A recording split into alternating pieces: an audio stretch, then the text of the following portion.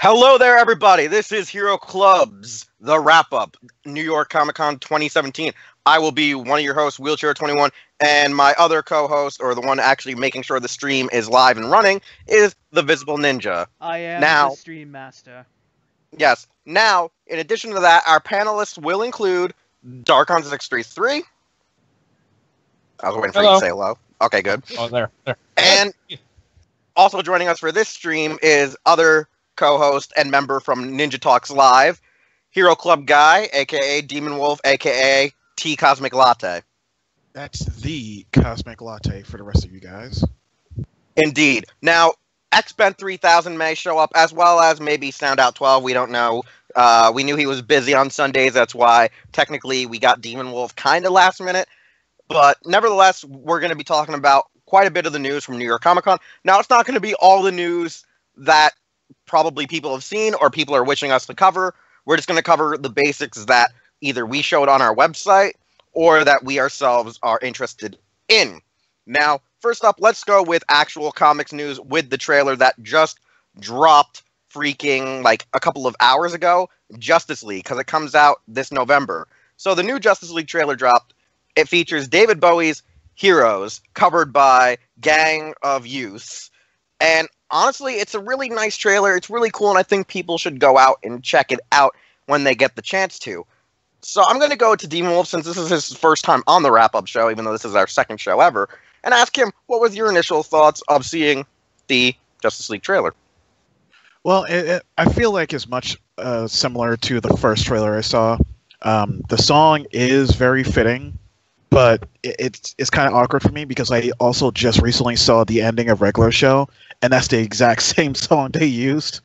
I think they used the original cover, the original version of it, but it's the same song, and it just felt weird. Like it's not the start of a new series. It's more like the ending of a previous series. There's definitely a lot more action that you get to see, a lot more cutscenes of the Batmobile, obviously for Batman, a lot more Batman-centric, plot lines and characters. You see Commissioner Gordon. I can't remember the actor's name. J.K. Simmons, formerly, our boy. Got me pictures of Spider-Man. Yeah. J. Jonah Jameson. Mr. Daily Bugle Boy. J.K. Simmons, as I can only assume, the Commissioner. That's a weird choice, but I accept it because I love that guy. So we see more of the Bat gimmicks of the week. That was fun. More interactions with Aquaman, which I also wanted to see more of because I don't have a good enough standing on his character in the movie. I don't know how he's going to play. A lot more interactions between other members of the league, more interactions between Wonder Woman and Flash, and more scenes of the Flash in general, which I needed to see as well, because I definitely didn't have anything to go about him. And overall, I think it goes about the big blockbuster budget trailer plot lines. You gotta have your big scenes in the middle. It has to go to the beat of the song itself nowadays, and then you have your climactic ending that's usually a joke or a really cool action scene. In this case, it's both. But other than that, it's pretty much run of the mill for me. I can say I am excited to see the movie. I mean, I was excited to see the movie with the previous trailer, but this one made me even more excited. There's still a few nitpicks, but when the closer we get to the movie, we'll probably most likely talk about it. All right. Darkon, give us your opinions on this new trailer if you've seen it. Hopefully you have. Actually, I have. I think it actually looks really cool. We definitely got a lot more footage than we got with the last trailer, and while the last one was kind of more of like a little more of a story trailer, this one is definitely a lot more action-packed. I think the Parademon battle is going to look freaking amazing on the silver screen, and I cannot actually wait to see a lot of the things that are happening in this film. It is interesting to see. I wonder how much involvement Superman's actually going to have in this film. Is he going to have anything? Do we know anything about that yet? I think most of the inklings of this film is going to be that whatever we see is like, dreams, flashbacks, and then eventually he might just show up at the very, very end. Like, it's already teased that like he's going to like just jump in. Oh yeah, because it seems like a lot of the promotion stuff made it look like it's going to be like in maybe like halfway in the film or something. I don't know. I didn't really know exactly what to say about Superman, but everything else is pretty cool. It's nice to actually see a lot more action with Aquaman since he was just kind of like referenced in Batman vs Superman. It's not like we actually saw anything of him in actually movie canon, but I think it's going to be pretty cool. I think Wonder Woman scenes are pretty cool in this one too, and especially since of all these years, people have been wanting to see a lot of these heroes on the silver screen together as an actual movie team. It's really nice that it seems like it might actually work out, especially since of how rushed the production was as they started with Batman vs Superman and so on. Hopefully the payout will work out, but I do have a lot more hope this time since I was kind of iffy on it originally because of how bad Batman vs Superman was. All right. Visibleninja. Yo, yeah. I did kind of like what Darkon here said. I actually do have a lot better feelings about the Justice League than I did about, BVS. Because the trailer, it seems more like what you would expect a movie like this to be. It's an ensemble, it's action-packed, it's going to have a bunch of humor, which, is good. I know there's some people who don't like humor in their superhero movies, but hey, whatever. And in all, I really feel that, most of the characters are pretty damn perfect, especially because, well, Superman's had, 2 movies by now, Batman 1, Wonder Woman's going to have 2 by this point, Flash and Cyborg, as well as Aquaman, this is going to be their first, but I still kind of, it feels good, it feels solid, unlike, like, as somebody who actually liked Man of Steel, I can definitely say, yeah, BVS wasn't the greatest follow-up, but I there were still points I liked, especially if you see the Ultimate Edition. So, but good feeling about Justice League, and yeah, it's I'm getting hype that they might actually hit one out of the park this time. Yeah, I'll say this right now. When I saw the trailer, I literally laughed my ass off when I heard we could be heroes. I was just like, oh god, it's going on Godzilla 98 on me. Now I just need Leigh Arkansas and Puff Daddy in this soundtrack, and we're good. We're good, everybody. And maybe like a song from Green Day, since I think Green Day contributed a song to the original 98 film. If I recall. Was there? Yes? I don't know. Yeah, I think there was. I'd ask you, since you actually have the physical copy of the disc nearby you normally. Or on occasion. Well, yeah, but I can't dig it out right at this very moment. So. All right. Well, anyways. But I did enjoy it. I love the action. I love seeing Cyborg actually flying. Because in modern day, Cyborg now can fly. In the early days, he kind of was just a guy that was a cyborg that ran around with a weird pistol. He would just shoot. He would just blast. And Visibleninja, you don't need to keep commenting in the chat, even if no one's here. God damn it. Oh, you don't. Oh, you don't. Okay. If we get an audience, we get an audience. If we don't, we don't. Who knows? People can then comment and bitch later. But I did find it really interesting. I did find it really unique that this trailer actually felt like a trailer. It actually felt like a superhero movie. It actually made me want to see this film, unlike some of the previous trailers we had for Man of Steel and, Batman vs. Superman. Whereas Wonder Woman was the only movie thus far where I was like, I kind of want to see this.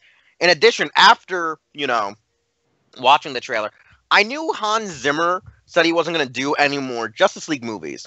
Or I should say any DC superhero movies.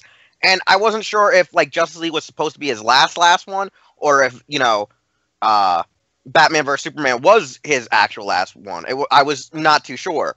Then I go and check the internet, and I saw freaking the whole thing for freaking, what do you call it? Danny Elfman composing the score. And I literally lost my mind. I was like, oh my god, I hope we hear the, Danny Elfman Batman song. I know that's asking for a lot, but I am just begging for it to be snuck into the film some shape or form.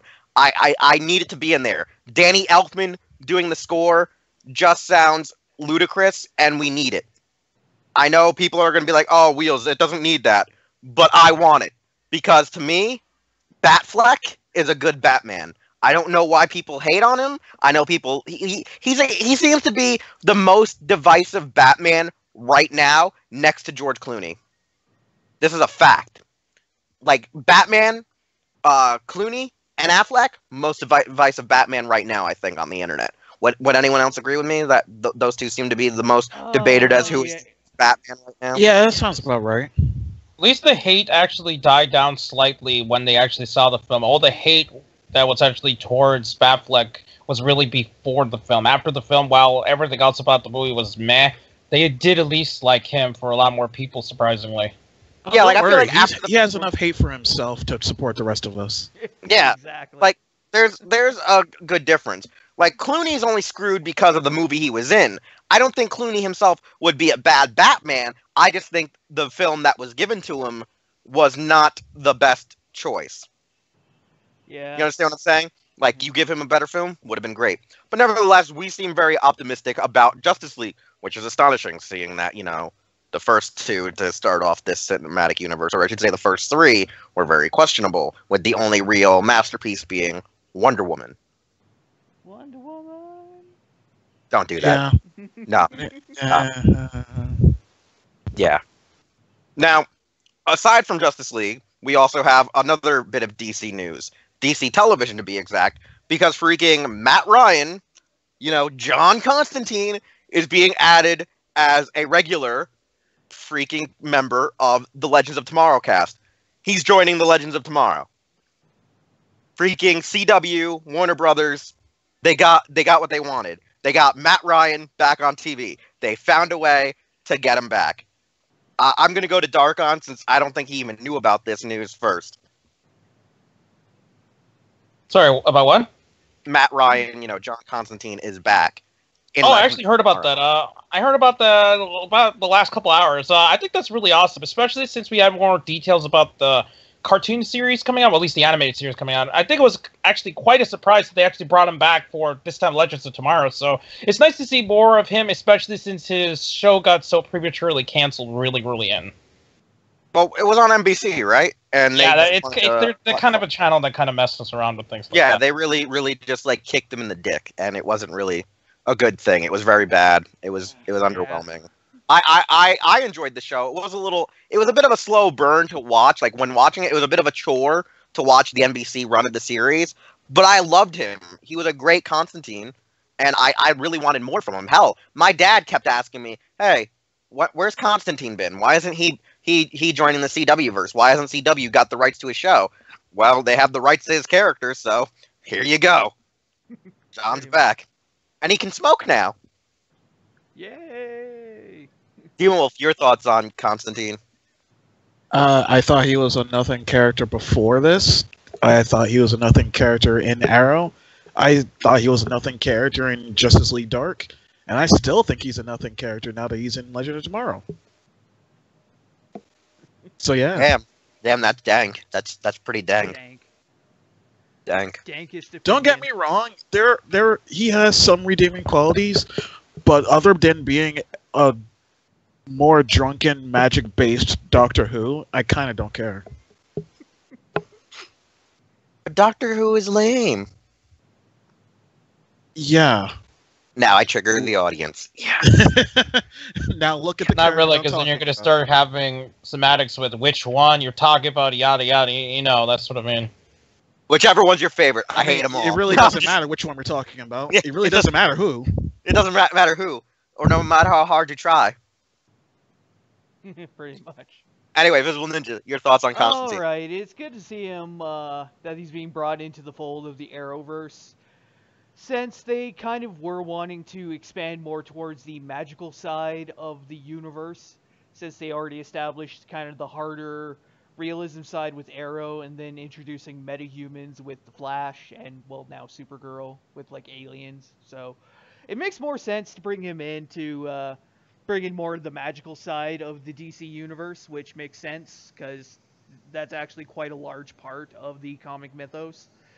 So it's good, and he enjoys playing the character, and the show, like the wheelchair said, actually, I didn't mind the show. It's kind of sad it only got a single season before NBC shit canned it, but at least CW can use the character, if not revive the series outright, which they might be able to if they get the rights. Who knows? But yeah, this is pretty cool, and he's already joining a fairly strong ensemble cast. So this is going to be interesting to see how the magic falls. All right. And now we're going to take a little bit of a trip to the realm of tokusatsu. Or should I say kaiju Iga? Or should I say live action super robots? Well, I don't know. You decide. Because we're going to talk about Pacific Rim 2, better known as Pacific Rim Uprising. The new trailer came out. Pretty hyped, pretty awesome. Actually has me intrigued, honestly, because I'm a guy who doesn't really like Pacific Rim. Because it's kind of lame. Mostly just the robots and the mechas, but I'm kind of intrigued now. I think it's all right. I like the kaiju. I like a little bit of the vibrant, upbeat style, and I think a lot of people will like this trailer, especially due to the fact that John Boyega is using his actual God-given birthed accent. It's glorious and it's great. So I'm going to go to Visibleninja this time around, since he's actually a big fan of the Pacific Rim franchise, and ask him what he thinks of this. I'm a huge fan of the franchise. Like, I like the first movie, but I do see problems people have with it, and the second one does seem like it's taking a little bit of a different slant with it. It's like we've been like we've been talking about. It's a bit more anime-esque, which is kind of what Del Toro wanted to go with initially, but he couldn't really. It had to be a little more for lack of a better word, realistic as interdimensional, aliens and giant robots that beat them to death can be. But yeah, but this definitely seems like it's more of the brighter more anime-esque kind of fun action movie that he kind of wanted to make in the first place, which actually has me even more intrigued. The mecha designs are decent. I'm not a huge gigantic fan of the current of this generation of Jaegers, but like I said, they're actually not that horrible, and they're probably going to get up to some ludicrous and awesome shit. So yeah, it's going to be interesting to say the least. All right, Demon Wolf, you're up. Well, I can't say that I'm a giant fan, but I did like the first movie. It was hammy and all. Coming out of the movie theaters, I can say I was bashing it, but the more I saw the movie on repeat and the more I started actually diving into it, yeah, the movie's really stupid, unabashedly stupid, but I love it. It's just unapologetic about how it just is in your face. Our response to giant monsters or giant robots. This happened. Someone greenlit this. Someone in our country said, let's build giant robots, and they did. And then they turned around and say, well, the giant robots have been working for 7 years. Why not just stop doing that and build giant cannons? But that's a side story.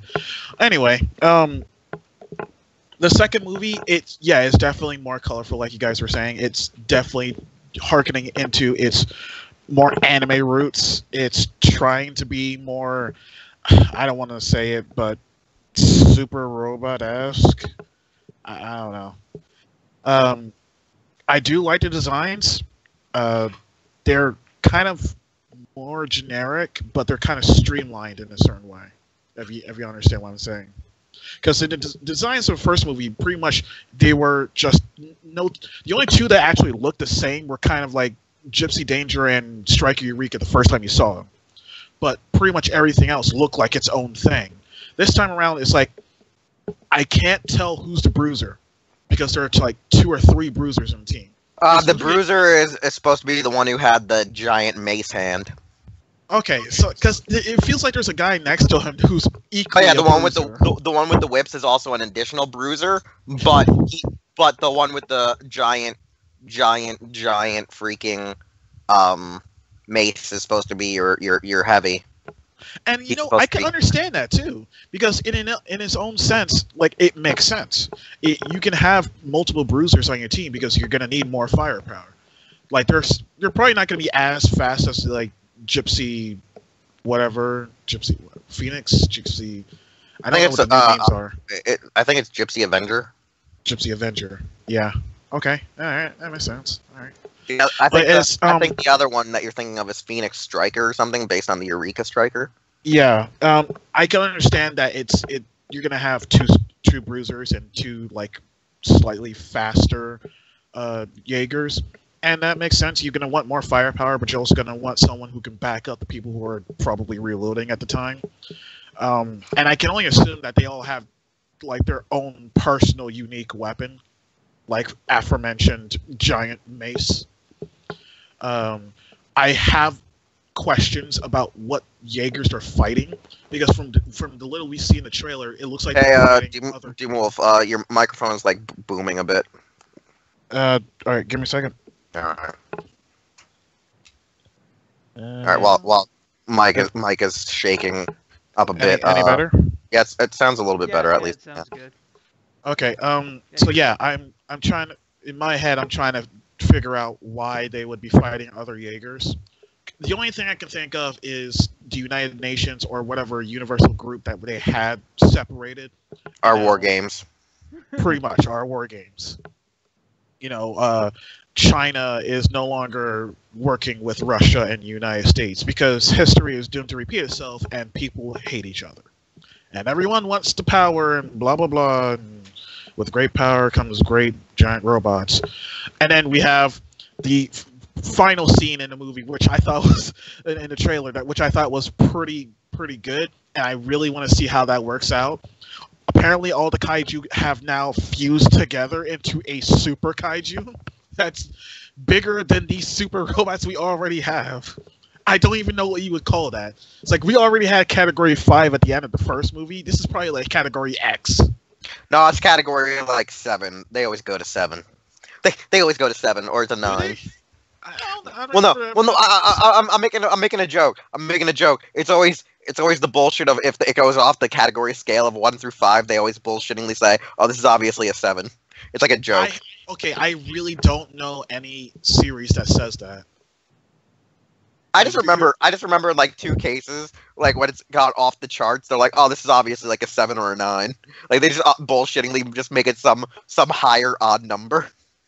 I don't know. You're probably gonna have to show me some instance of that because I've never heard of that before, like ever being a thing. It's like a gag I've seen in one anime. Like one anime, they actually said, "This is stronger than a Category 5." So what would you classify this? A 7? Okay, we'll classify it as a 7. Well, anyway, yeah. Apparently they brought back the classic Gypsy Danger armament. You know, I guess they upgraded the chain sword. I think it's now a chain whip blade energy thing. I don't know. It's weird. I can't really tell because all the scenes fly by so fast. But yeah, that's definitely looking good. Like you were saying before, Boyega's accent was finally being able to shown the light. He could finally normally use it. It's kind of like what happened with what was his name? One of the doctors. I think it was the 10th one. Because he was Scottish, but he didn't want him to have a Scottish accent as a doctor. And then later on, they have a Scottish doctor, and now they're finally letting him be Scottish as Scrooge McDuck in the new DuckTales. Yeah, it's hilarious.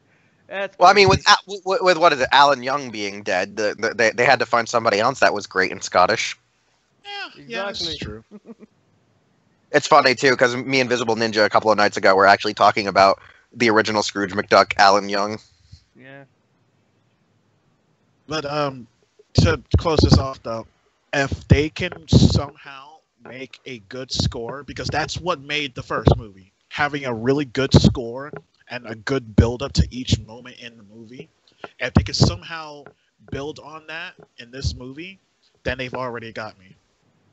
Other than that, everything is kind of like gravy. All right, Darkon, your thoughts on Uprising? Well, since I didn't actually watch the first film because I just didn't care for it, I have to say that the second one definitely looks a lot better. Like Nettle and Demon Wolf stated. One thing that I do like about what I, especially compared to the trailers I've seen for the first film, there's actual light had never seen so much light in a Pacific Rim production ever, because everything has been in like darkness or like dark ocean or just dark island. And just one thing I heard that people complain about the first film is that most of the time the monsters are almost impossible to see because of how dark everything was. Even just the action in general apparently was quite hard to see because of the same reason. So I do like the fact that at least there is a lot more light in this film, and it does look like it's a little less like gritty. It's got a lot more going for it, in my opinion, and I might actually watch this one since the trailer actually makes it look a lot better than what I've seen with the first film. Though I probably will end up having need to see the first film before I watch this one, though. Yeah, no, Darkrone's kind of right, because one of the biggest flaws I had with watching the original film was, like, everything is shot in, like, the vintage Toho-esque kind of kaiju or nocturnal beasts. Most kaiju attacks occur at night. But the problem is that, like, even though it was nighttime, like, I guess the filter, or however they, film the film or digitally insert the kaiju into the scenes, it was a lot darker than expected, and I think the only few times you actually see the kaiju well displayed, well hindsight in view, is either the actual battle in the ocean, where they're fighting over the opened crater, like the Hellmouth, to go to, like, the interdimensional gate, where the flames and fire are lighting up the, ocean floor, or when they're actually fighting deep in the city, where the, actual dawn is coming, and, all of the city's street lights are on, where you actually see what's going on. But when the kaiju first appear out in the ocean, they try to fight them actually at the rift before they hit shore or whatever, you barely see a majority of that fight. Like, I think, like, you just get glimpses of the Chernobyl one just getting dismantled and sucked under the water before, like, I think it explodes. And it was like, eh. So, like, this movie looks really impressive. It feels really more anime-like, which I think that's why I like it. Is this time it's actually straight up going, oh yeah, this is anime. Fuck all of you. It's anime. Don't doubt us. Because, like, that was the problem with the first movie, was Guillermo del Toro tried to promote it as being, oh, these are going to be real mechas fighting, like, real, like, kaiju. But then watching it, it's like a super robot anime. And I'm sitting there like, Del Toro, do you even know the difference between super and real? And it made it seem like, nope, no, he doesn't. He doesn't. So that was one thing. So, I mean, like, I look forward to it. Most of us here are actually hyped about it, if we weren't already, which is shocking, since me and Darkon actually did not like the first film. Darkon didn't even watch the first film. I saw the first film, but, still, some antics. But nevertheless, I'm going to reiterate one more thing I don't like about the film. I also don't like the fact that when actually coming out of the theater, when watching the legendary Godzilla film, everyone said it was better, and it made me so mad. Oh yeah, that also pissed me off, hearing shit like that when leaving the theater watching Godzilla, was when people were comparing it to Pacific Rim, or like how people want to see the Jaegers fight Godzilla, and I'm like, they're all gonna lose, Yeah, that's not a fight. That's a slaughter. That's a slaughter. It's like sending like it would be like sending like chihuahuas to fight one wolf, like 10 chihuahuas to fight one wolf, or 10 chihuahuas to fight a bear. They're all gonna die. It also doesn't help that this Godzilla was one of those I don't give a shit about anything kind of Godzilla too. Well, why do you think that King Kong versus Godzilla is literally being like established as like two grumpy old veterans just fighting each other, like guys who just want to die? They're just like, come on. Like, the best way to explain it, and this is the way I think I explained it once to Visibleninja, it's like the fight scene between Roddy Piper and goddamn Keith David in the alleyway in the movie Them, right, Metal? Like, they're just gonna be going at it with no fucks given. But nevertheless, Pacific Rim 2, it's coming. We look forward to it. See it? We're not to the Power Rangers news yet. We have one more stop before Power Rangers, because Power Rangers is most of the bulk of the rest of the show. We got the power of the Primes toys. So, usually how this works is, at SDCC, they reveal... Oh, yeah, I forgot to mention this. That's right. Oh, yeah, thanks, Visibleninja. Thanks for reminding me about the thing by putting on the screen. Yeah, there we go. But yeah, you go back one to the robot democracy. I got it. Don't worry. Just okay. Go. So my apologies. I actually forgot because I misread that. Bandai is actually going to be releasing more Robot Damashis for the entire ensemble of the Jaegers in the Robot Damashi line. These things cost about $25 to $30 at retail. In addition, they're going to make a giant super vinyl for the kaiju that we're going to see in the film. Yeah. I actually kind of want to buy some of these Robot Damashis compared to the NECA figures, because NECA figures are kind of wishy-washy outside of their Godzilla figures, and I really want to kind of get some of these Jaegers. What are your guys' thoughts on the fact that we're getting more Robot Damashis for the entire cast? Like, quickly, let's go through it so we can go to the Power of the Primes. Demon Wolf, what are your thoughts on more Robot Damashi Jaegers? More Robot Damashis are good. Depends on the size, though. I don't know. There's no real reference to how big they are. Robot Damashi is usually, the best way to explain it is, they roughly are about, I'd say... they're like 5 to 6 inches, like about. They're like 5 to 6 inches, about 5 to 6. the size of a high-grade Gundam, basically. Maybe a little. Okay, bit, so like a little. They're a little bit bigger. They're a bit big. Like they're in the bigger, yeah. between. They're between a high grade and like a Kamen Rider Figuart. Yeah, they're like in that area. They're like usually like 6 inches, about, depending on what it is, you know. So. Well, in all honesty, I can't really say that I'd want a figure like that. Most of my figures, while they are similar to that size, they're of, characters that are typically your generic leading man. I have a collection of Iron Man figures. I have a collection of Transformers, and they don't really go around that size. They're either smaller or bigger. I try to stay away from anything smaller than 6 inches because it gets finicky. Like I actually bought a 3 3/4 inch figure once from Marvel Legends, and the thing was shit. Like, the leg wouldn't move at all. One of the legs wouldn't move. The other leg was too loose. It couldn't hold a pose. It wouldn't bend right. And I literally just threw it away because it was a waste of money. But I don't know. I might give it a try. When I look at Jaegers, I think larger figures. That's why I wanted to get the NECA 18-inch figures. But I don't know. If they have the good detail, they have the good articulation, which is something NECA is sorely missing. It is almost non-existent in any of their figures. I might just pick it out. Like, at least one of them. Something All right. Not Gypsy Danger related. All right. Darkon, thoughts? Would you buy any of the merchandise from Bandai? They're cool, but I just don't care for Pacific Rim enough, to be honest. Visibleninja. It looks pretty freaking awesome. Definitely cool. Don't know if I'd splurge for it, but it's definitely a great idea. And I would say I would splurge more on the kaiju vinyls if there's more to come. Yeah, I kind of agree with that. So I would do that. I would do that if only. But now let's go on to the Power of the Primes line. So normally when new Transformer lines are revealed, say like, Combiner Wars, Titans Return, and Power of the Primes, our first inkling usually occurs during New York Comic Con, followed by it first happens at SDCC, then we get more inklings at New York Comic Con, and then we get like the full prototypes, like in package, in box, look at the products, as well as more new products that have yet to be announced at New York Toy Fair in February. However, due to the creation of HasCon, the new amalgamation of pretty much BotCon with other properties that Hasbro owns, now fully run and owned by Hasbro, we got a good look at most of the stuff we will be expecting to see at New York Toy Fair. That being your new Combiner Wars, your new, I believe they're called Power Masters, which are really, Wait, Darwin, what are the new terms for the actual Power Masters right now? Are they still called Power Master? What? Prime Master. Prime Master. The Power Masters have been branded as Prime Master, and we have a whole slew of them. As you can see, the table display has a lot of stuff. First off, let's talk about Volcanicus, the Dinobot combiner, since Visibleninja is trying to flash it on the screen. So, all right, tell me if we have it up. Do we have it up? Yeah, it's up. Go.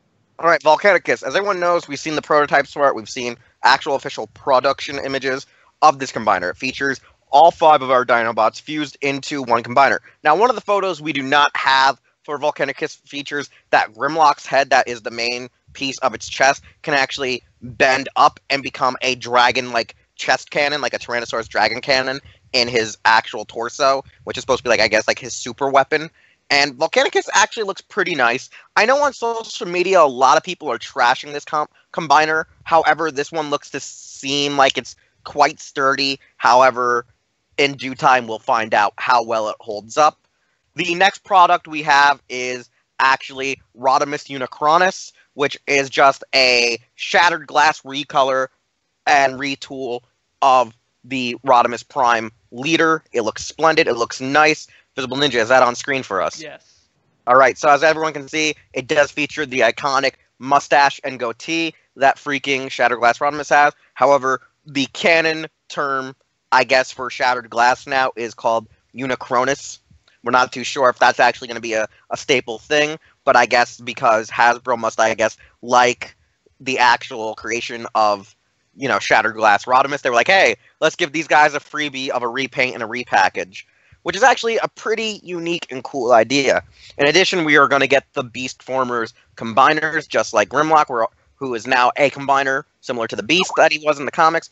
We are now going to have freaking the Abominus set, as well as it previews the Predaking wings. Now, first off, let's just look at some of your actual images of the frickin', Beast Formers for Abominus.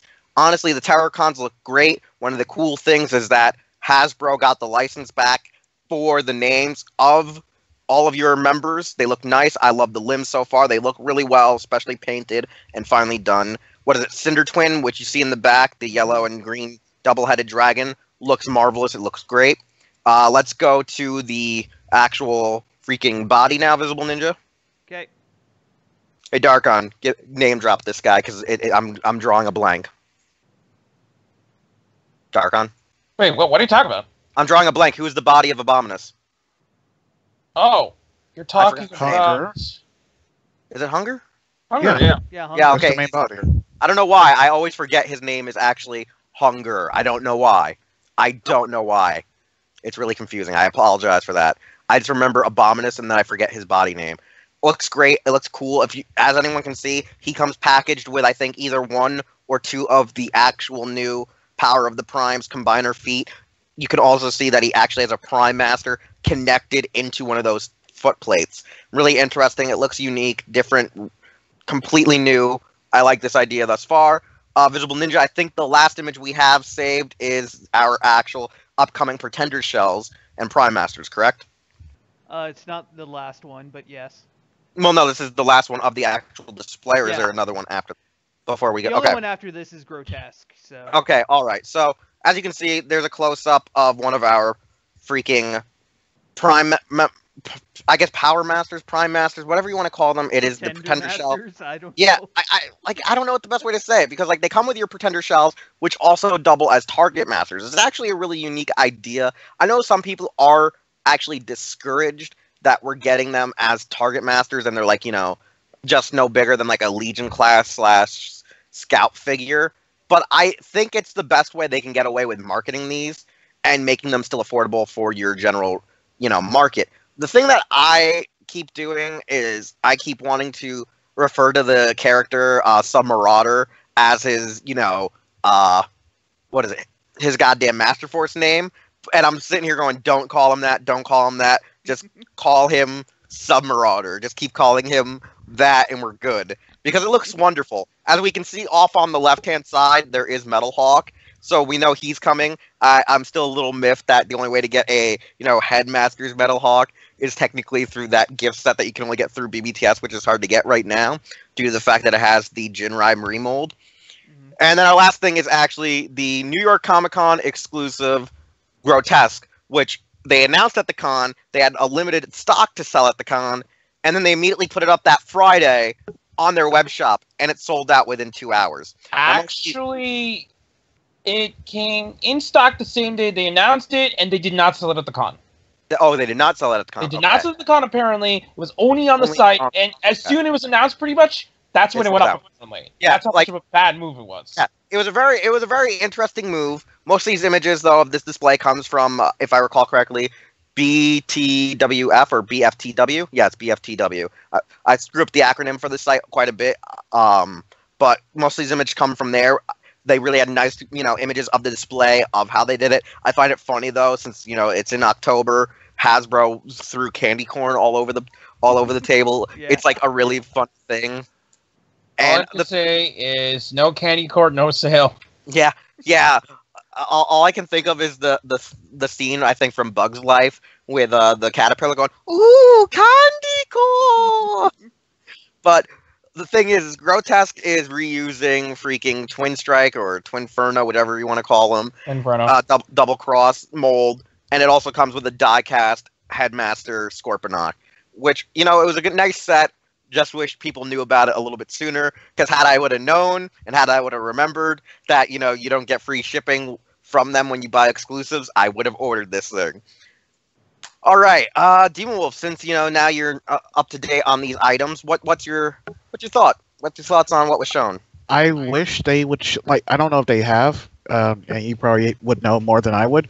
I wish they would actually just show an Abominus, just show them all together. I mean, I love seeing, you know, product pictures of the individual components, and I definitely love seeing it in color and with good quality. But I'm desperate to see what the Abominus is going to look like, because I really have a bad feeling about this, like in the pit of my stomach, because that hunger, like you see the character card and it looks good, and you see the actual figure, and I'm like, I don't know. I don't like the way the robot mode looks. It looks kind of weird. Maybe that's just me. I don't know. The tail for the chest is just not working for me. Other than that, that's pretty accurate, though. Maybe. I don't know. I'm picky. Don't judge me. Anyway, the Grotesque, I think, is a cool remold of that character, because I wasn't really going to pick up Twinferno ever, and using this mold, I think it looks a little bit better on him. Of course, I'm never going to get it, because you said this was exclusive, right? Yeah, however, they might restock it at their web store, you know, sometime soon. Because once in a while... They said it at Hasbro Toy Shop. They're not having any more stock of it. Okay, they're not actually going to restock it on, like... Actually, okay, if we want a restock of it, you got to wait for Toys R Us to list it. Yep, that's never going to happen. So, yeah, well, sure. No, Toys R Us is going to list it on their website. They already did the RC from HasCon, so... Yeah, sure, okay. They did. No, dude, I have no faith in Toys R Us as of late. Aw. Well, they did file for bankruptcy, so... But it has nothing to do with the bankruptcy. It's the fact that they haven't listed anything that I want, and then kept the stocks up to date. Because, literally, we had this conversation off the show, me and Wheels, we had this conversation like a day ago. Like literally like what we had like Tuesday, or was the one we had like last Wednesday or Monday? I don't remember, but the very last one we had on Facebook. Oh, the one on Facebook. Yeah. Okay, that was then 2 days ago. Yeah, that was 2 days. Literally, I was like, it's like the only thing I'm waiting for right now, because we're not really buying anything. The only thing I want right now that I have not seen ever in stores or online for retail is a Titans Return Triptychon. It doesn't exist. And if it does exist, it's going for like almost twice the price that it should be for. Or at least $30 to $40 more than it should without shipping. And I'm like, I'm not gonna pay that much. I'm sorry, I'm not. It's like I want that figure. For a toy shop the last time I checked, and that's where I got mine. Yeah, and then I said the only two places I've seen it for reasonable prices was Hasbro and Toys R Us. Toys R Us never stocks them, and I think Hasbro was slightly more than I was willing to pay, because I think last time I checked it was like $179. No, Hasbro Toy Shop's selling it for retail, $150. $150? Yeah. Maybe I just saw it somewhere else, but literally both times I saw them, they were either more expensive than I was willing to pay, or they just never stocked them. Toys R Us more than Hasbro, because Toys R Us, especially in store, I never see anything that is current. Like it took them until a week or two ago to get to Wave 3 for Titans Return, and then sporadically there's a Leader Class Megatron that they're selling. But they're still selling Leader Class Megatron from the Last Night line. But they won't sell any of the Voyagers, and they won't sell any of the Deluxes from that wave. They're still selling Wave 1 Last Night figures. It's weird. Actually, when it comes to Titans Returns right now, that's like a world... Well, not really worldwide, but it's like a international-wide problem, because almost every store can't stock anything past Wave 1 or 2, period, within every single store. Only some lucky stores like some Walmarts and all those got the latest wave. I've yet to see the entire wave with Windblade, Twin Twist, and all that. I've never seen that in stores. I still see wave 1 and 2. It's just It's just basically a problem going across the board at the moment. Yeah, right. So, anyways, let's talk about these Power of the Primes, though. Let's talk about these Power of the Primes. Yeah, we can talk about them all you want, but because I'm never gonna see them. I'm just saying, we're live on air. I can't edit this like I do the podcast. Yeah. It's like, yeah, the figures look good. I think my favorite out of all of them is Ripper Snapper and Cutthroat.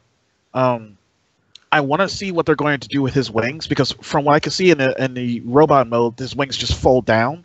I wonder if that's gonna if they're gonna close in on themselves when he goes into arm mode.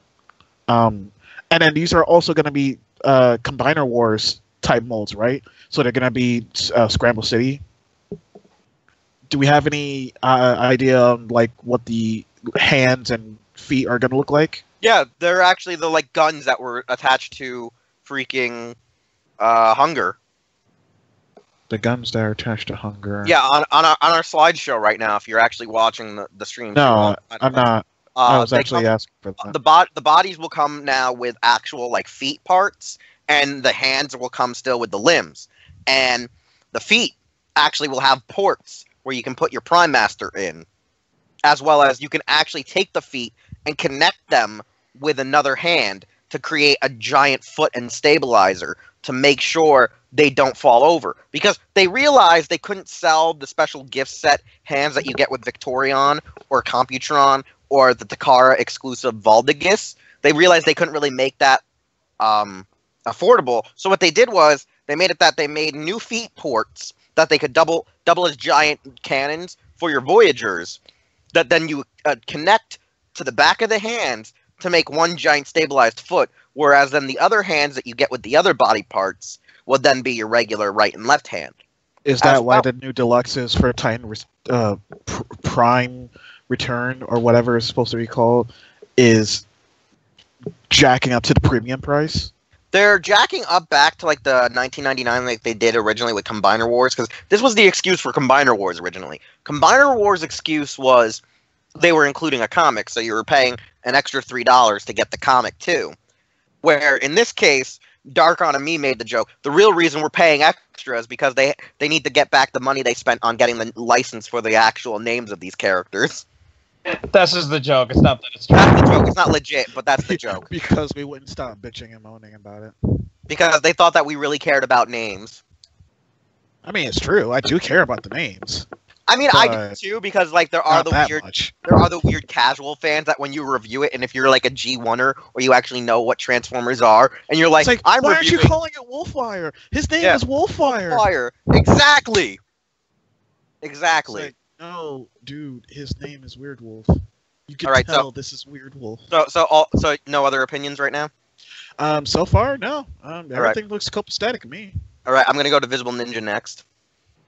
Oh, yo, this shit, this shit. I gotta say, Dinobot Combiner, interesting. He's not exactly, Beast from the comics, but that was a horrible abomination that shouldn't have, never be. Just like Hirayamato. Yeah. It definitely looks interesting. This actually might be a combiner I might want to pick up, because he does look pretty damn awesome. But yeah, us kind of legitimizing the Shattered Glass kind of aesthetic by essentially giving us Shattered Glass Rodimus, even though he's not called Shattered Glass Rodimus. But you know what? Whatever, screw it. He's a quick and easy repaint. Just put the mustache on him. Boom, there you go. It's a freaking phenomenal idea and is just all kinds of awesome. Yeah.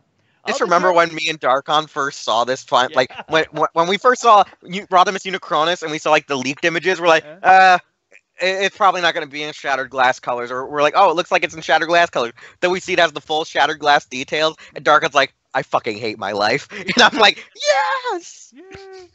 Yeah. Remember, Darkon literally said, fuck you and fuck Shattered Glass. Yeah.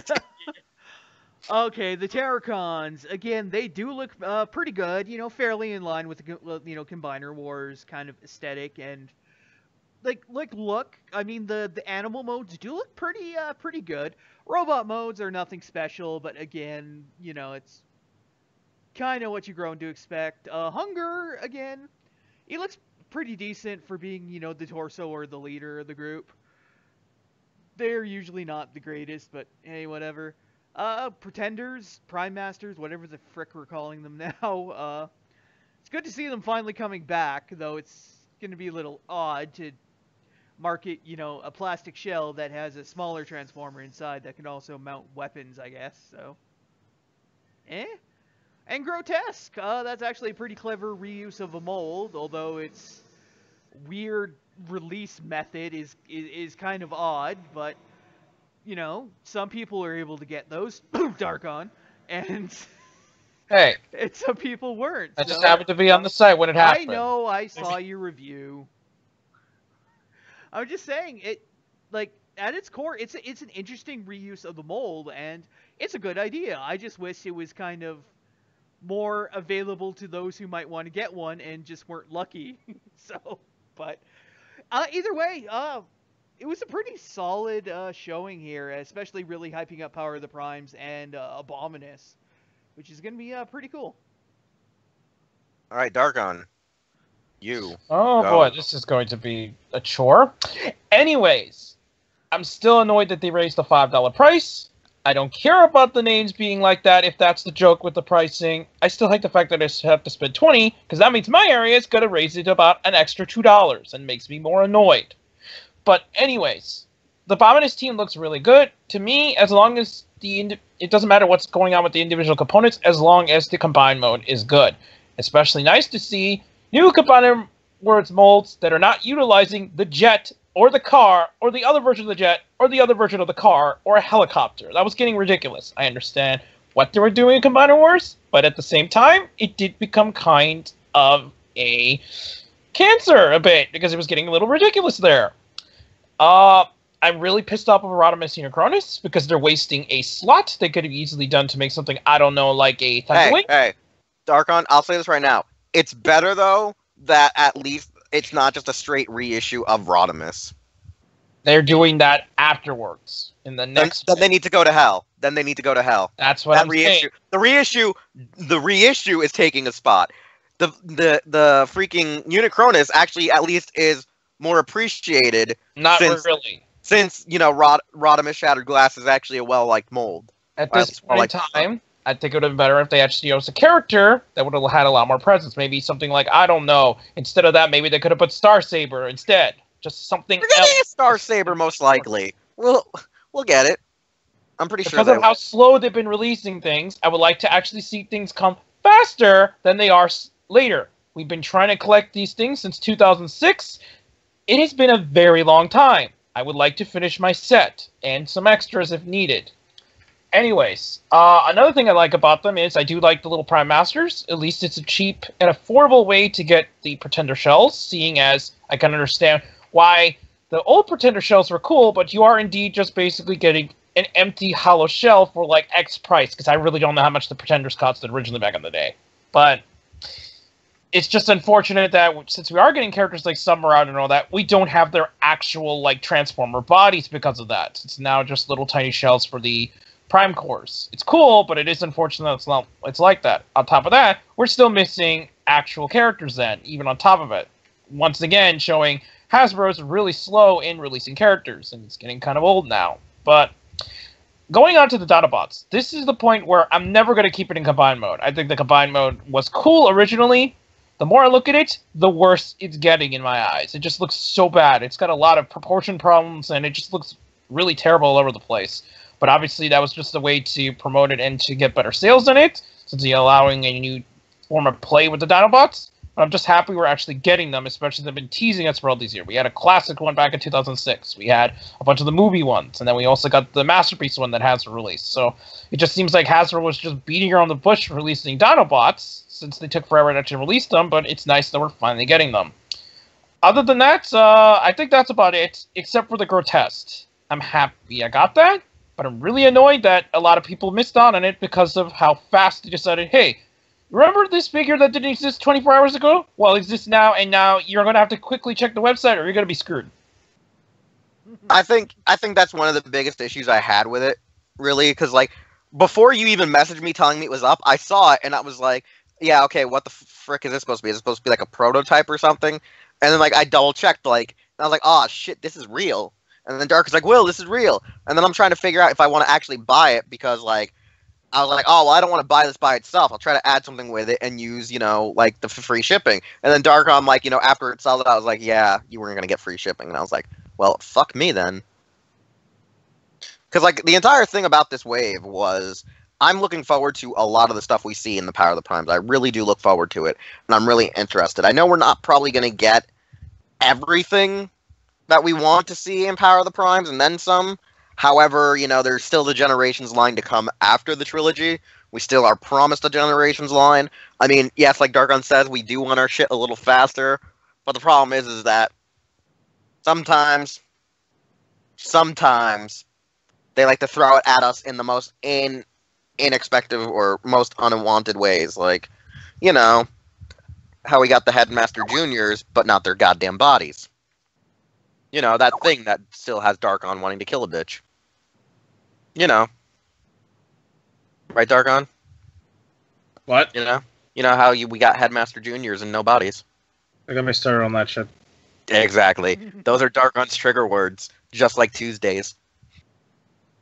And if anyone doesn't remember that joke, it is a line from the Muppet movie, the one, the more recent one from Disney, not the one Muppets Most Wanted, the one before it that led to Muppets Most Wanted, where Jack Black goes crazy anytime someone says Tuesday. All right. And now we can finally go on to our Power Rangers news, which is mostly the last portion of this show. Yay. So first off, let's start with the goddamn Legacy line, because we got a better and closer look at the Legacy line Zords, Tyrannosaurus, and Saber-Tooth Tiger, as well as we're getting reissues of the Power Rangers Flipheads. Now, these reissues are literally being reprinted in their original box with actual disclaimers on it saying these are reprints intended for, repurposing, almost like Star Wars Vintage series. It's really cool to see this. I know Visibleninja wasn't so pleased, but there are so many others that are. Doomwolf, your thoughts on the Legacy articulated Zords and Flipheads? I still don't have that link. Oh well, I haven't seen it. Well, I just shared the images in the chat so people could see. Yeah. Chat where? Oh no, I'm talking about like actual visual chat, like when you're watching the stream. Don't have the link to the stream. You don't have the link to the stream? That's what I was asking for the whole time. Oh, I thought you wanted the stream. I thought you wanted the link. He's been saying that like the whole time. I've been mishearing you. My bad. It's bad. There you go. There's the stream. Okay. It was on your actual YouTube channel. Yeah, but I didn't have an update for Hero Club's actual YouTube channel. I was on YouTube looking for it. Thanks, YouTube. This is your fault. All right, so the articulated figures, and they don't combine. No, I don't think they do combine. Then they're pointless. I think the only point to it is you can have the Tyrannosaurus. That's it. Like that's it. No, yeah, right there. Tyrannosaurus, and that's it. You want an articulated Tyrannosaurus next to your Dragon Zord? There it is, right there. You don't buy anything else, and you definitely don't buy this for retail because it's not worth it. You have a better chance buying the next one. $20 for this. $20 for this. Wait, hold on. What? How much was it? This is like $20 or $25 for the articulated. Yeah, that's $25 too much. Well, it's bigger than your Legacy figure. I don't care. That's $25 too much. 25. Who cares? Like, unless this is for your kid, who the hell cares about an articulated Zord that cannot combine to make a Megazord? I think I just want the Tyrannosaurus, though. Exactly, but it's $20 too expensive for that. I mean, the Imagine Next one is $20, and it doesn't do much. Yeah, it's still $20 too expensive. All right. I'm speaking merely as myself. I can't really speak for anyone else, but I would never pay anything more than retail for this. And I wouldn't even pay retail. Fliphead reissues. Thoughts? Flipheads, I was a fan when I was a child before I got a taste. I don't care now. Oh, All right. savage. Like if Uh, for the people who want this, like I can justify if you're going to keep it in the package, if you're going to take it out of the package and keep it on your shelf, but if you're going to play with it for anything longer than 2 seconds, don't pay retail for it. That's all I can say. All right, Dark, on your thoughts on Legacy Dinosaurs and the reissue Automorphs. I also agree. The actual Zords are a piece of junk. I think those are ridiculous. They're stretching so far on the Legacy line with MMPR. They just don't want to stay. We're not even talking about like regular MMPR. No, we're talking about MMPR Season friggin' 1. They just do not want to get away from the season, no matter how hard they're trying. And I think it's incredibly stupid. As for The zombie horse wants to go to sleep. Yeah. As for the flip heads, since I actually did get the Green Ranger, this is like when MMPR 2K10 was out and all that, and I was like, these figures are cool because I just wanted like MMPR figures at the time, but I wanted to get the flip head, so I at least got the Green Ranger. Then, thanks to Will here, I got the Blue Ranger. I eventually bought the Red Ranger later on, and these were still lower than $20, so at least I was saving money there and all that. I mean, I understand if you're spending like $9 or $10 or so back in the day, then yeah, okay, those are toys that you could just beat up and everything. It's just like your normal toy line. But you're getting the same figure that was released 20 plus years ago for $20, and don't ever give this to a kid. They're going to be wasting the $20. Like Marvel Legends, even though they're $20, can be kind of beat up a little bit and still survive. These things did not last for most of them over the 20 years. Only the people who are really taking care of it were the ones that are still intact today. Yeah, and my issues are mostly paint scraping off of the actual area where the dinosaur symbol is on their chest, or actually like some yellowing on their white areas, like on their boots or hands, mostly due to wherever they were packaged or exposed in my storage case. Yep. I don't know if this is like I don't know if this is a series long thing, but I had the problem of I had the Red Ranger and my Red Ranger helmet was scratched every time I flipped it. Oh. I never had scratches on my helmet. That might have been a defective problem, because those actually had enough space so that they don't scratch like that. Okay, then that makes sense. Either was, you might have not opened up the head fully when you like let go of it, or you like were just slightly doing it or whatever. Because like you can actually scratch up the facial, like their actual faces, and scrape up the paint there. But the helmets usually don't ever get like really scratched or scraped. Yeah, it's really the human heads that get more affected than the actual helmets. But anyways, I still think it's nice. It's still ridiculous to spend $20 per figure, though, regardless, especially since you're going to spend the exact same. Oh yeah, that's the most ludicrous thing about this. Much more articulated figure. I mean, they're still not great because you're still not getting as much on the Legacy line, but at least they are more worth the $20 than these flip heads to begin with. And it also is kind of ridiculous because for a while the $20 was also for how much these things were costing on the secondary without their boxes. So that's even or more. Without their freaking weapons. Yeah, like or their I weapons. need. So that was ridiculous. I did hear actually outside of the con that they confirmed, oh, Shogun's still coming, but that just makes me more mad now because they're like, okay, if it's coming, freaking show it. Show what? That's Shogun. right. Legacy They still Shogun. Shogun's still Legacy coming. Shogun, yeah. Yeah, if it's coming, friggin' show it. Don't just say out of words. They're going to use that for the New York Toy Fair. That's Probably. really saving. They're saving that in the Battleborgs. Watch for New York Toy Fair. Oh God, why? Why, Oh God, why? What? Who asked for the battle boards? Let's not talk about it. Actually, a ton of people. A ton of people asked for the battle. Oh, Yeah, it because hurts. here's the thing: the Battleborgs were actually chaser figures when they were released originally. Those in addition, figures go for like in 50 addition, bucks. they're very expensive now. They're not reprinting the Battleborgs. They're actually remaking the Battleborgs allegedly completely, like actual giving them like a legacy figure line treatment almost. I heard, but I don't know how true that is. Shit could have changed because I always wanted the Battleborgs, even though I don't like the Alien Rangers. I like them because of Kaku Ranger. If they were just figures, I can understand that. If they're upscaled from the normal 6-inch figures, Oh they're yeah, trying then it'd be a little bit ludicrous. then Yeah, that'd be yeah, ridiculous. we're Because gonna get how they were sold as individual figures back in the day was good because they were still in scale with your Shogun Megazord's individual parts. this could go south fast. Oh no, it can go south fast depending on how Bandai markets them. But as long as they keep them, almost in the scale of the actual Legacy figures, or at least in scale with when you take the Shogun Megazord apart, and each of the 5 parts are almost the same height as your Shogun limbs, you're good. But if you try to upscale them to be the size of like these freaking T-Rex Zords and Saber-Tooth Tigers, you're gonna start a war. You're gonna have a bad time. Yeah. You're gonna have a bad time. Exactly, because if you pizza and French fry. Also, I don't understand what order they're trying to release these in. Like, I don't know what could have possibly been holding them up from releasing the Shogun Zord. It's called the fact that they wanted to reissue black and gold versions of Megazord and Dragon Zord and Titanus. No. I mean, well, because we have pictures of the Legacy Zeonizers and the Legacy Power Staff, Gold Power Staff, right? Which means that they've already started planning and probably already have, prototypes of Zeo stuff. We already have Zeo figures, but they're still not done with Mighty Morphin.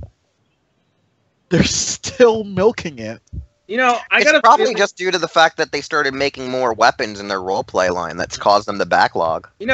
I got actually a joke about the Shogun Zord. I think the real reason, everyone should know the real reason why the Shogun Zord's not being made. They're back in their office, they're probably like, okay, so what are we going to do? Pink, white, pink, white. No, it has to be pink. No, it has to be white. No, it has to be pink. Stop arguing in 2 years. No, they're probably forgetting that it actually has weapons for all the individual parts that they have to make. Yeah. I don't know because I didn't own it and I didn't really look at anything about it, but did the Ape Ninja Zord have one? Ape Ninja Zord have what? Weapons. Yeah, it had 2 swords. They're combined. Okay, good. Because that would have been a very easy thing to forget. Yeah, like it's funny because the Shogun Zords, like the actual toys came with the weapons that come with the Battleborgs. Now the funny thing is though, the Shogun Zords themselves rarely even use those Zords. What mostly ended up happening was that the Battleborgs began to use, I think, those weapons or vice versa. I forget. I have to go rewatch Cocker Ranger because I haven't finished rewatching Cocker Ranger since I got it on DVD. But that's just in general because the last time I saw Cocker Ranger before that was 5 years before that. So the DVDs came out last year. I didn't see it since 2011. Also, who knows? They could be actually having problems finding how to connect it because how the Shogun Zord forms is untraditional unlike the other ones. Yeah, as well as they have to find out how will it connect with their actual Falcon Zord that they already fucking made. That too. Yeah. But nevertheless, I look forward to some of these things. I'll wait till their price drops, like Demon Wolf says, because they're not really worth the prices they're asking for. And I know Visibleninja doesn't have much to say on these items. Well, all I really have to say is Legacy articulated Zords don't make a whole lot of sense. I mean, yeah, they're there for collectors and people who want large figures of the individual Zords. Like if they are a fan of a specific Ranger, they'll want a large representation of their Zord, and I sort of get that.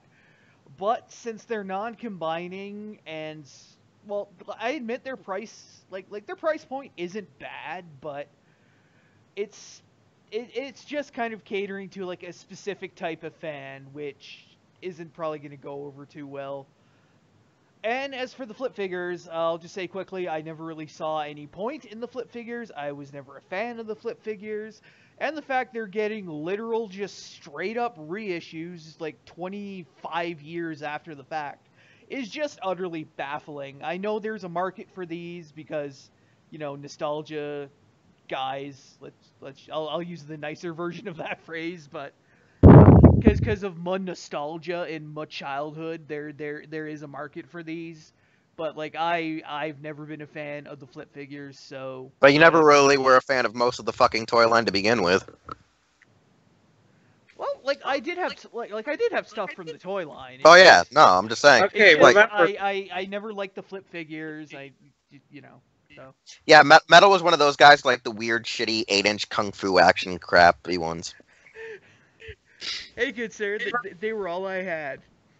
Remember, we're talking about the fandom that's bugging so much for legacy or regular style human figures like Bulk and Skull and everything. You know, you can tell what kind of fandom Legacy this is. Bulk and Skull. Like all I can Yeah. say before we end off on the legacy line is, for me with the flip heads, my issue is that since I was still like, you know, a small toddler and stuff right when they were getting rid of, like, when it was, you know, when the wave of these were, like, you know, ending their production and run, I had to get power playbacks for the ones I was missing. So like when I grew up, like, my parents did buy me the flip head, so yes, my nostalgia, but I never had a complete team. So when I completed the team years later, they didn't come with the weapons, which freaking pissed me off. So the fact that, like, I've been trying to get off of eBay or Ranger Board freaking weapons had annoyed me, because people were upcharging for the 2 lances like $20, $30 for the lances and Black's axe. And I'm sitting here like, I just want to complete my power blaster for these figures I had since I was a kid. Just give me the weapons and we can all go home nicely. To be honest, I think the only real reason why these things would be good for reissuing is if these things sell enough so that the legendary missing, like, impossible to find ones get reissued. Because at least then, yeah, because a lot of people never actually either got even the season 2 ones, like Tommy, Aisha, Adam, and Rocky. Those were very hard to find. Those were very hard. But all right, let's talk about. I think people would actually pay retail for those because they'll be way cheaper than the previous ones, because those things go for a ton for their rarity. All right, so now let's talk about the Power Rangers Super Ninja Steel Blaze Megazord Bowblade and the Super Mega Mode action figures. Because before we get to the trailer, let's talk about the toys that were unveiled before the trailer dropped. Now, the Blaze Megazord is Geki Tatsudaio, and honestly, when you translate the name, it kind of renders out as Blaze Megazord.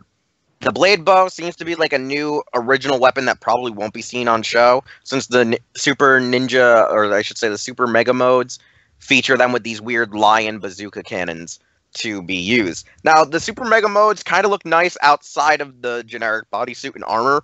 However, their helmets are a little weird because they're trying to add a weird stylized, like, expressions to the helmets for some reason.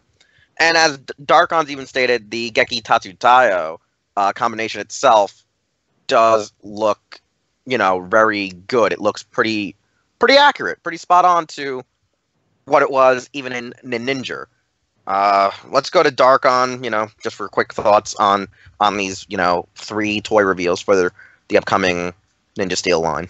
Okay, I'm going to take the first one out of the way first. First of all, I don't care for the power-up modes. I think they look absolute garbage. Ever since I saw that poster, I think they look terrible. I see a lot of fans actually liking it, but I just think they just look so bad because of how they're colored and just the overall designs. I never cared for these, and I just think it looks really bad in my opinion, so I don't care to get those figures. As for Getsudaio, I was originally not going to get him because I thought, okay, Getsudaio was kind of like an iffy thing even in Japan, and they're probably going to botch it by the time it comes to Japan and America, seeing the problems they're having with the Ninja Steel line. I mean, I just got the Bull Rider Megazord, and the combination's okay, but it's kind of unstable, so he kind of drops at times. But other than that, the Zords themselves weren't really going all out and cool. But this one actually does look like quite close to the Japanese release. So I might actually end up getting this one, because it actually looks like the best out of all the Zords they released so far, especially since how much they kind of ruined the Line Fortress and making it so big. It ruined all the combinations and everything. And the fact that you can't attach the Bull Riders to the back, I mean, yeah, that's really lazy anyway, but it's accurate, is even stupider. That thing just becomes more worthless because of that, in my opinion. What was the last? Oh, yeah, that's right. That stupid bow weapon thing. Okay, I don't know what's going on. I know a lot of Power Ranger fans go ahead and immediately say, oh, just because it's a Power Ranger thing, it's going to look, oh, it looks like a McDonald's toy. It looks like a McDonald's toy. No, that thing is clearly McDonald's toy. That thing is a piece of junk. I don't know what's going on with their minds. All right, Demon Wolf, quick thoughts on these Ninja Steel toys. Megazord looks like the Japanese version. Japanese version was garbage. This one is garbage too. The figures, garbage. Super Mega Mode, garbage. Beyblade, garbage. Everything's garbage. Garbage, Right. garbage. No, I'm kidding. Visible I'm Ninja. kidding. You're- I'm kidding. you're- oh, Alright. It doesn't appease me at all. All right. Okay, I guess it's me next. Okay, Blaze Megazord. Yeah, I do agree. It looks a lot like Gekiatsu Dio. Obviously, kind of costed down and simplified, though not a whole lot, which is always a welcome change. He apparently still has the whole missile, like Ranger missile firing gimmick in the chest, which, again, is something I'm surprised they kept. But I guess, it's kind of an integral part of the design, so they would have to keep it in some way. My only problem is that because of the much smaller shurikens in the American toy line, the whole deal with the shuriken helmet and the flamebird up top looks a little bit more off due to the fact that the American shurikens don't have the bulk of the Japanese nin shurikens. But other than that one little area, it actually looks decent. The figures themselves, again, they're typical kind of American exclusive mode stuff, slightly modified with their new, like, weirdly more expressive faces with new exclusive lion Zuka. They are what they are. They're not horrible, they're not great. Yeah, the blade blow it just looks horrible. It doesn't look like a practical weapon, and I just don't know what to make of that shit. God, I prefer the bow mode of the frickin' Shift Star.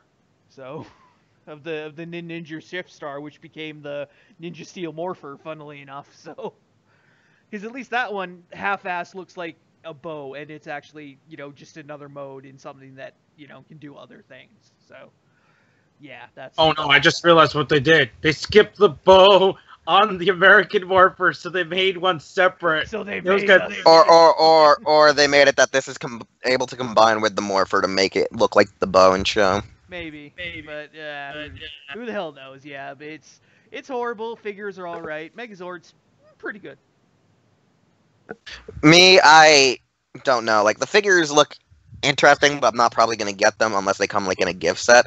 Like, like, one of them is in a gift set with other figures I might want or need.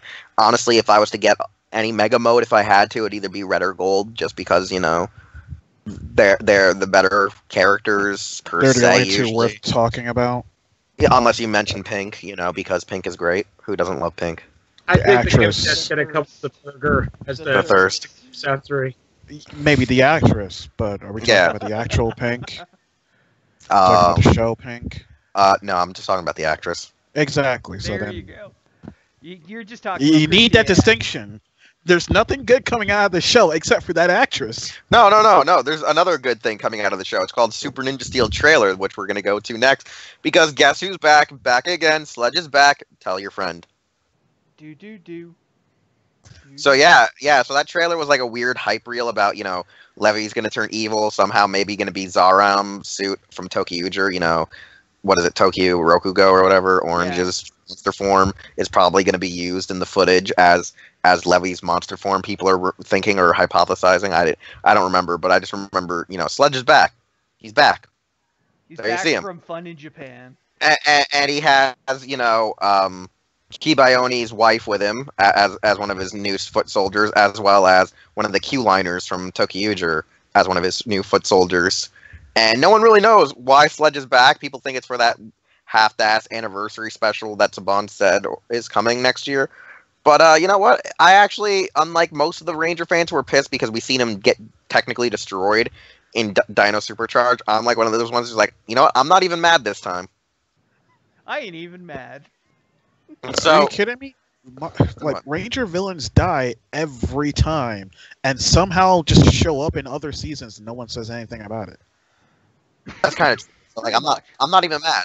I mean the trailer is kind of lackluster when you watch the first half, talking about the final 4 episodes of like what is it, Ninja Steel, and then when it goes to Super Ninja Steel, like the trailer actually seems interesting.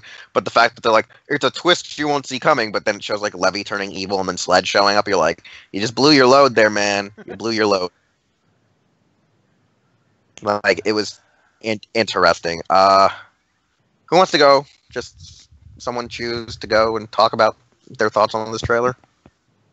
I mean, you kind of already know my thoughts. Just, Yeah, I'll just Yeah, the start. redeeming quality of the trailer is that one scene. Yeah. Yeah, I agree that that's the best part of the trailer. Although it's really insane what's happening there. To be honest, I'm not really so confused about Sledge. That was kind of a what the fuck moment, but it was mostly because of the Kariner and the fact that people keep looking at the trailer and seeing other weird things from like Tokyo-Uger and all that. Like, it's just kind of being hinted so much about Tokyo-Uger making me more confused than anything else. There's actually some kind of talks that apparently it has to do with some kind of rumor about a multiverse being mentioned. I don't know what extent that is. It's kind of worrying me, especially since how much Super Megaforce mentioned the previous things. Oh God! If there's like a multiverse, we're gonna find out. I'm worried about that. Oh God! If there's a multiverse, they're gonna use a multiverse theory bullshit, where in another universe it's just the Rangers posing as other actors and it's them as the Tokyugers. It's just kind of they're just gonna have the Rangers standing across from one another as like their counterparts. So it's like red's still gonna be red, pink's still probably gonna be pink, yada yada yada, and they're gonna be like, who are you guys? We're you, but with trains. We're you, but we're ninjas. And then they're gonna use the Tokyuger movie crossover or whatever to the part where they fight the Q-liner.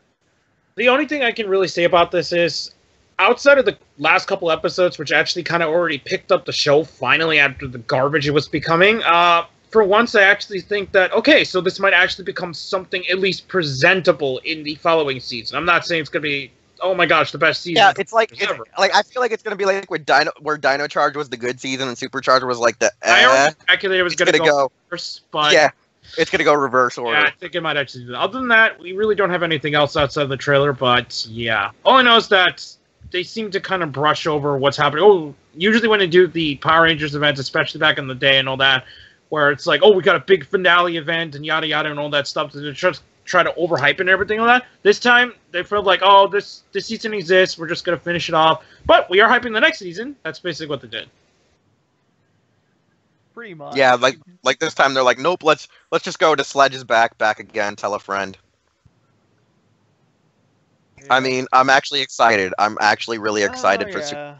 Well, as for me, this is like a bit of a change, something they haven't done for a while, like having a villain from one season actually show up in another, but it's not without precedent, and I'm not expecting very much. Even though he is accompanied by, Kiboni's wife from Ninja, as well as one of the dark liners from Tokyuger.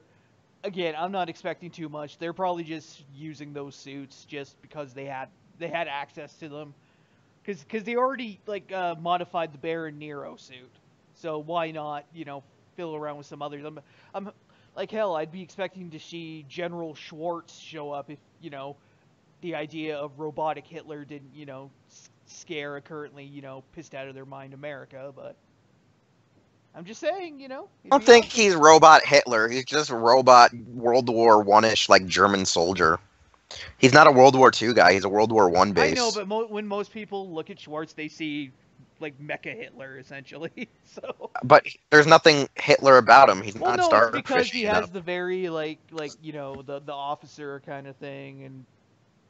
I know, but I'm just saying, but Schwartz is based more on... Like I said before, Hitler's rise to power. So well, either way, whatever. But like I said, I am not expecting much. Like I said, with Ninja Steel, I wasn't expecting much, and it's only sort of exceeded my expectations. Basically, I expected it. I expect every season to be complete dog shit nowadays, and when it's not totally, I'm surprised. And Ninja Steel wasn't totally. There's definitely some good stuff in there I liked, but I'm not expecting much, especially from this fabled, 25th anniversary special. I am really not expecting really anything special after Super Megaforce. So yeah, I have little faith in this venture. All right. I'm pretty sure that me and Darkon are looking forward to it. Everyone else is... Demon Wolf is 50-50 and Metal's skeptical. Extremely skeptical. All right, so let's go to the next news, which comes from Boom Comics. They're finally going to move forward with Power Rangers 1969, a team that took place before the original team of Rangers, which kind of sets up a whole new canon for Boom Comics in general. And it will feature a female Red Ranger, a female Black Ranger, a male Pink Ranger, and I believe blue and yellow. Male yellow. But we've already had male yellow, so we've already had male yellow. I know. And the yellow is a black guy. Pink is Asian. Blue is, Captain America. Pretty much. What? I'm just saying. And He looks like Captain America. And then Black, it looks like a hippie chick. So yeah. She looks like she's a Velma. Yeah. She looks like a Velma. Which is funny because you think she'd be the Blue Ranger since she looks like Velma, but nope, Black. So, what's everyone's quick thoughts on this new reveal that Boom Comics is moving forward with actually doing a storyline about the sort of hinted and revealed thing that there was a team in 1969?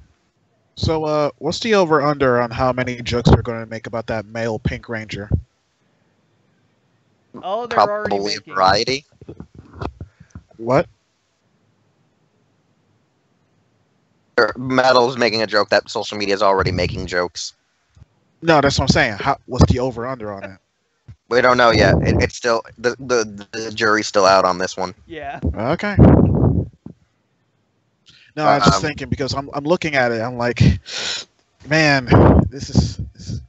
I feel for the guy.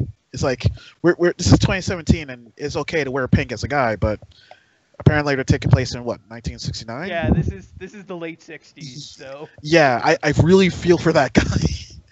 I really feel for that guy. He's not gonna live that down ever. Nope. Feeling like there's gonna be a part where like the old team gets back together and the other guys are going, "Hey, Pink Ranger, how you doing, sweet thing?" Oh God. Oh. And I know there are bets. I know there are bets already out calling it that he's gonna be gay. So, I don't know. Yeah, there's people are already being. Like I know very people have been kind of guessing about it. bullshitting. People have been bullshitting that for years. Like, oh Toei, it's time for you to do a male Pink and make him and also make him gay to justify it. And I'm like, no, they're not. But isn't They that don't necessarily have to make him gay. Here's the justify twist: it. Yellow's gay, not Pink. Yeah, see, I was on the same line. I was thinking the exact same thing. What a twist! Hey, that's where you get your full diversity, man. Well, yeah, you That's gotta where you- have you gotta have the diversity. The diversity. Just don't be like, the whole diversity that once was Geordie. Where he was going to be black, blind, and gay. It's probably gonna be worse. Yellow's gay, but Pink's on the spectrum. No, instead of blue, like in the new movie, yeah, it's pink. Pink's on the spectrum. Yeah. And it's sad, because we at least one of us all here fits certain minorities and diversities and other shits. It's sad. Which one? It's sad. It's up to you to figure out. Well, we already know what metal is. I've already made comments on this. I've already made comments about this on Ninja Talks Live, where I asked Metal where mayonnaise laid on the spectrum, to which he actually died laughing on air. Yeah, I did. Because Visibleninja was talking about how he was being very positive towards people with being on the spectrum of having Asperger's and autism, and then I jokingly quipped about, so where does mayonnaise lie? And he was like, "Get out of here!" I was like, "Nah." But nevertheless, he's an instrument. Exactly. But nevertheless, though, I really do look forward to the '69. I've yet to really fully read a lot of the actual Boom Comics stories due to the fact that I just don't have comic shops around, and I really want a real comic book in my hand. It's like the Stan Lee syndrome of how he says, comics are like boobs. You want actually one in your hand than seeing it on the internet, or seeing a picture of it that's not actually in your hand. I think it's But if I have to pay for it in actuality versus getting it for free on the internet, and you I can get don't them for free know. on the internet too. Well, no. Here's the thing: if I enjoy a comic, I really would like to have that comic though in physical in your form. hand, yeah. But how many comics do you say you can enjoy that way? I know that's kind of a hard topic. Like I can say that for one series, and that's Scott Pilgrim, and that's it. I cannot say that for any other series. Like I know what I want, physical copies of, are Maximum Carnage, Last Stand of the Wreckers, Beast Wars Exit. What is it? The Beast Wars Exodus comic, which Project got me for Christmas. And I'm talking about last Christmas, but he still has yet to send it to me. But nevertheless, yeah, I look forward to it. Also, we have other news where we're getting a Megazord mode in Legacy Wars now. I think Darkon and Metal are the only two that I know in this circle that actually play it. So what do you That guys is think? awesome. Like, what do I you guys can't think wait for about that this? because it's gonna push the game a lot better. Because it's been getting kind of stale recently. I mean, it's fun, but it's been getting kind of stale, and it's also completely unbalanced. Because it's got a lot of unbalancing problems. But at least the Megazord mode's gonna make it a little bit more of I was a. gonna say, basically, my ideas are kind of similar in that, yeah, it is very unbalanced, especially for newer characters that stay kind of, real money only for a little while before they're eventually put into some of the higher leagues. Are supremely overpowered, especially when you encounter them on like earlier leagues, like I do. Like I'm on League 5 and I run into like freaking Dark Dragons and Dark Green Ranger V2s all the freaking time, and they always wreck me. So I hate fighting dragons on there. They're a bitch. dragons are a bitch, but yeah, Megazord mode again. It's just adding a little more variety, which is cool, and they've actually been surprisingly kind of interesting with their character selection, because they're not just going for the greatest hits. I mean, yeah, you got your Mighty Morphins and stuff, but all the other characters they've been adding in, like I don't want to say they're random, but they're definitely different, because we're getting stuff like Lost Galaxy Pink and various villains from various series. And it's just kind of. Oh, you mean like they actually seem to be giving a fuck about this, unlike Saban gives about the show? Well, yeah, because we got like villains from Neo Saban, from the classic Saban era, from. You know what's sad? Era. You know what's sad? When a mobile app game gives more rat's ass about the franchise than actual physical games ever You did. can also tell, because unlike every other production you see anywhere when it comes to merchandising and everything and all that, there are less Red Rangers actually in this game than any other Ranger. There's barely any Reds in this one. Oh, you know Toei would be ripping a tear out if this was a Sentai game. And it's just funny because they do have their own game, and it is full of Reds, so. No, I'm making a joke. Like, if this was a Sentai game, they would be flipping out. Yeah. Yeah, but when this would work towards the game, you don't want to add every red to the game, because no, eventually they're going to add every character. Battleizers, and then like, actually, the Reds are going to get added. Another irony thing is a lot of the Reds in this game are garbage too. Yeah, because they want to hype you to buy the JDF ones. A lot of them are commons, or in some cases like other versions of them will be rares. But a lot of like the legendaries and epics are stuff like Psycho Red, or stuff like Space Silver, or frickin' it's just insane. Or villains like Rita or Mesagog or Snide. It's just crazy, man. Yeah, the game is kind of weird. I'm glad I kind of don't play it, because it sounds like it's just ludicrous and broken. And that pretty much kind of concludes most of our main news topics. So now for, I guess, like the last 10 minutes or so, since we're almost running 2 hours, which I said to myself, we're only going to go 90 minutes. No, we're going to almost go probably 2 hours. We're going to talk about other topics that have either occurred at New York Comic Con, and we'll just choose whatever we want to talk about. So I'll let Darkon go first about whatever he wants to talk about that was also shown at the event. Oh. I think he caught him unawares. Yeah. The thing is that the other stuff that was shown, I'm not sure if anyone else really cares about here, so that doesn't really help much here. Well, there was like Star Wars stuff, there was Marvel Legends stuff, there was like anything. You can just talk about it so people know about it. Spread awareness.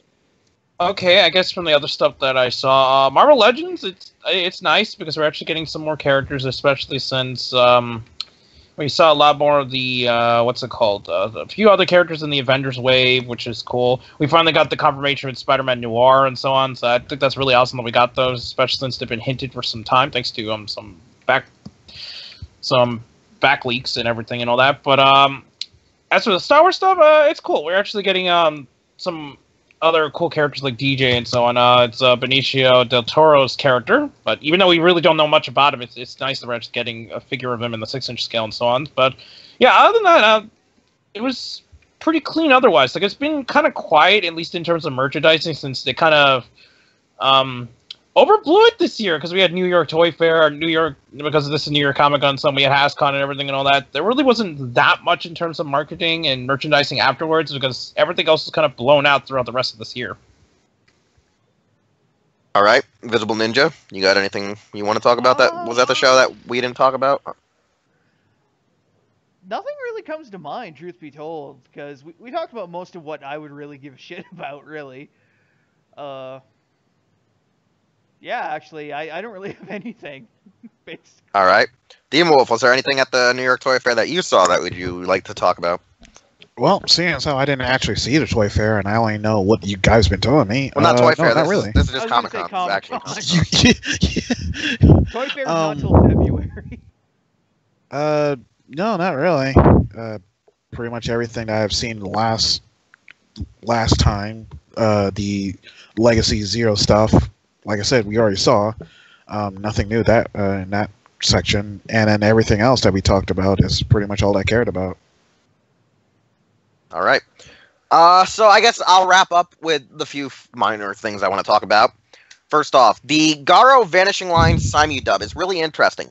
Now, the series has already aired in Japan, Crunchyroll, and I think even Funimation's regular, subtitled version. I think Saimu dubs normally come a week after episodes air. That's how I think Saimu dubs have always worked. They usually are always a week delay, just so they at least have the sub out and then they dub it.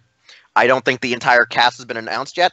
I've seen clips of Vanishing Line thus far, and the fact that Zarba still is that goddamn motorcycle is glorious, I may add. So I'm probably going to go watch Vanishing Line right after we are done recording the show and done watching Hell in the Cell.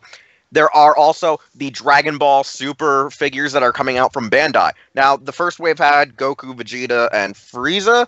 And the next wave we're going to get, I think, is going to have, Future Trunks, Zamsha / Black Goku fused. And we're getting Hit. The Hit looks wonderful. Future Trunks looks a little alright, seeing that they're using his super design. The Zamasher Black Goku fusion Zamshu or whatever his name is. The fusion just doesn't look that nice to me. It looks kind of ugly. But Hit looks spot on. It almost looks like too good to be true, especially being a Bandai of America, almost 6.5-inch figure. I mean, it almost kind of looks a little bit like figure art like. And in addition, we're getting a brand new Frieza figure art to boot, which is great. Now, out of the Marvel Legends I saw, I'm really looking forward to Mr. Fantastic, even though I still have yet to get the Invisible Woman or Human Torch from Walgreens, since that seems to be a Walgreens exclusive. The fact that we're actually going to get a Prowler and a Spider-Man Noir, really interesting. I know a lot of fans are really looking forward to Multiple Man. Ironically enough, I should be actually more interested in Multiple Man than I actually am, due to the fact that growing up in the 90s, I actually liked reading the X-Force comics, which, had old school Deadpool where he was, not comedic, over the top craziness. It had Havoc in his badass jacket, Polaris, and I think Multiple Man and a few other characters of the team, and I really did enjoy it. So I might maybe pick him up just for the sake of having him. I mean, I just hope that one day we get, my preferred, Havoc one day down the road, just so I can have, a complete, old school team of them. Star Wars, I don't think there's really anything from Star Wars I want to get, and I don't remember anything else. However, there's one thing that Visibleninja and I can probably talk about briefly, is that Bandai Tamashii did show off the Super Mini Plot Daijujin, Dragon Caesar, and King Brachion, as we talked about a little bit earlier on in the show, I believe, and we're talking about now. Yeah. Now, the funny thing about it is... Okay, before you say anything else, you mean King Price Gouge, right? Yeah, King Price Gouge. Now, the funny thing is, actual stock of this item has been being sold at places like Big Bad Toy Store and a few other hobby stores. Now, most of the stock had begun to ship out and go in stock the Friday of the convention. However, New York Comic Con and Bandai America believed it was going to be released as an early release before other stores got their stock of the distribution of it. And so for people at the con, as well as casuals who don't really go exploring the Sentai half of Power Rangers and their Sentai counterparts that much, don't know about this.